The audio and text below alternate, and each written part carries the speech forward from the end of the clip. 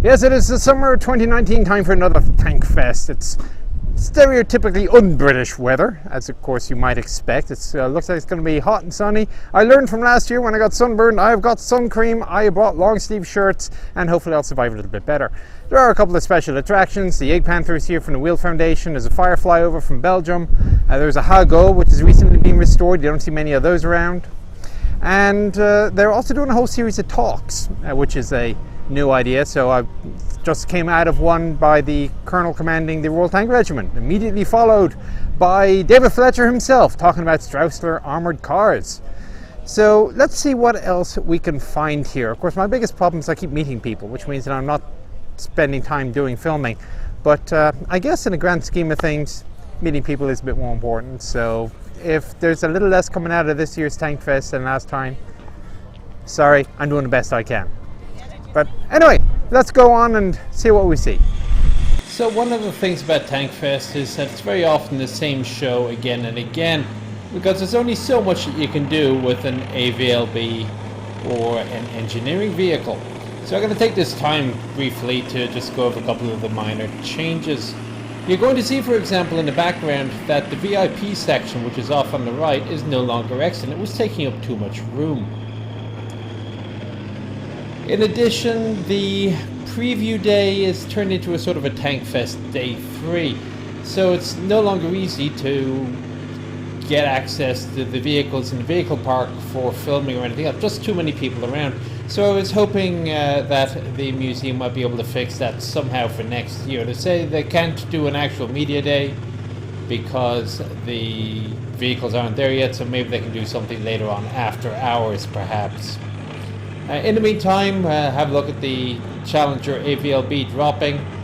Now, when I went to the Armoured Trials and Development Unit, many moons ago, they were looking at a side expanding bridge, kind of like the German Biber or the American M104 Wolverine. But at the end, it looks like they just went with a more traditional type, either the single piece or the scissors launch, similar with the new Abrams version, the Joint Assault Bridge, which is a scissors. Apparently the side sliding one was just too expensive and too complicated, even though it was longer and it didn't announce to everybody in the world where you were laying your bridge by sticking up above the tree line.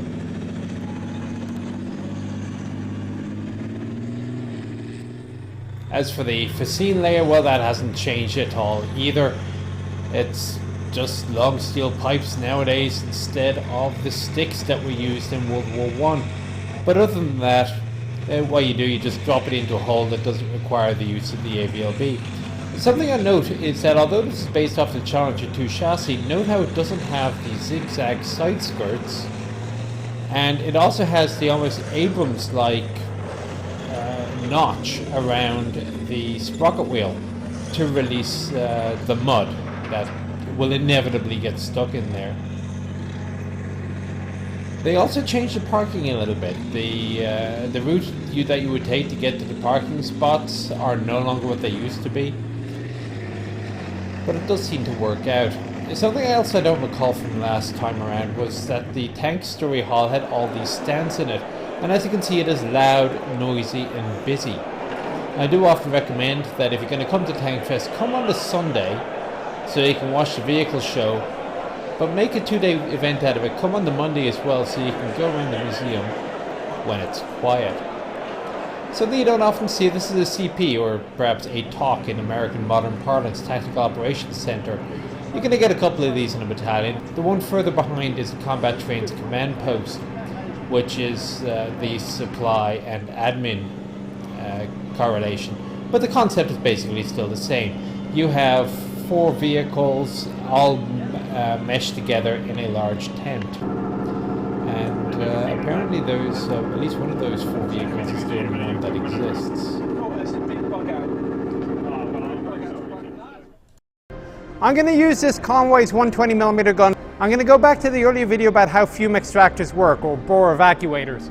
And you can clearly see the holes that are angled in a bore evacuator. So when the high pressure gets to just in front of the holes, the big reservoir gets filled with the high pressure gas that comes in. Projectile leaves the end of the muzzle, the high pressure gas then goes back into the tube with that forward angle, and it helps clear out the smoke. Moving back out into the field again, sticking with the modern stuff. This is one of the upgraded Warriors, at least for current service, and you'll see this is for the counterinsurgency role, shall we say, where you don't expect to be able to see the opposition.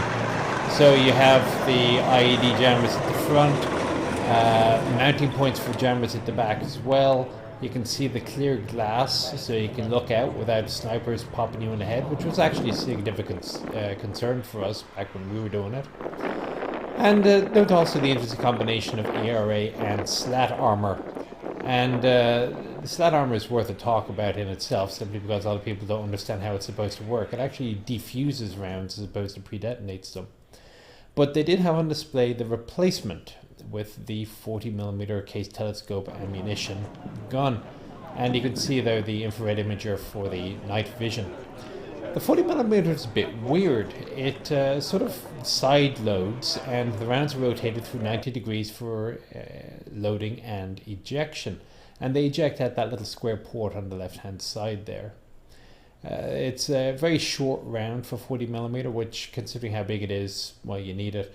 This is the Ares. It's one of the new recon vehicles, and if you look on the RWS map at the top, yes, those are loudspeakers. Challenger 2 did come out for its run, apparently using a slightly less exuberant crew. If you recall, last time they almost ran the gun tube into the berm upon which we in the press area were sitting. But again, this is all in aid of recruiting new soldiers, and these happy people will doubtless send you in the right direction to find a recruiter. Another army which was present were the Dutch.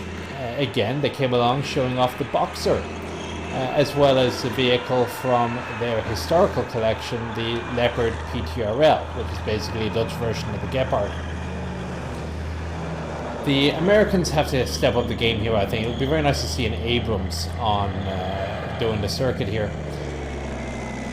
The Leopard, as I said, PTRL, not the Cheetah, apparently it is a slightly different system. Was used for a little bit of target tracking. We'll show you that in a second. The Boxer, of course, new APC that weren't allowed to photograph inside it. They had big no photographing signs. These are big vehicles, very big. And if you look at the size of the modern APCs next to an Abrams tank, you'll see just how big they are. It's a factor of the requirements they have for mine detection. The Boxer also served as a tracking target for the air defense gun, because obviously they weren't sending any aircraft. They probably should have sent some aircraft around. I don't see why they couldn't have, but I don't know, maybe if the local British FCC equivalent wouldn't let them use their radar or something. ADA vehicles always do have that very fast spinning turret, and I always wonder what it's like to be inside the vehicle when it does that. You'll also see on the left gun barrel that they have mounted a GoPro. So somebody is going to be putting up some very interesting footage from the event. So anyway, as I said, I didn't have much time to do a heck of a lot of filming out in the field, as it were, so you're going to get a little bit less out of this than last year. There will be another video a bit like this, just some random thoughts, and there are a couple of interviews and the vehicle tour yet to come out. But as I say, I spent most of my time at Tankfest actually talking to people, be it viewers or museum representatives, so I think I pretty much laid on a couple of places that I can go. When the Abrams changed the fuel to JP8 from diesel, they had to disable the vehicle smoke system, which, as you can see, is quite effective. But anyway, that's it for now. I'll be back then, I think, with an interview next, and, well, we'll be alternating over the next while. Take care.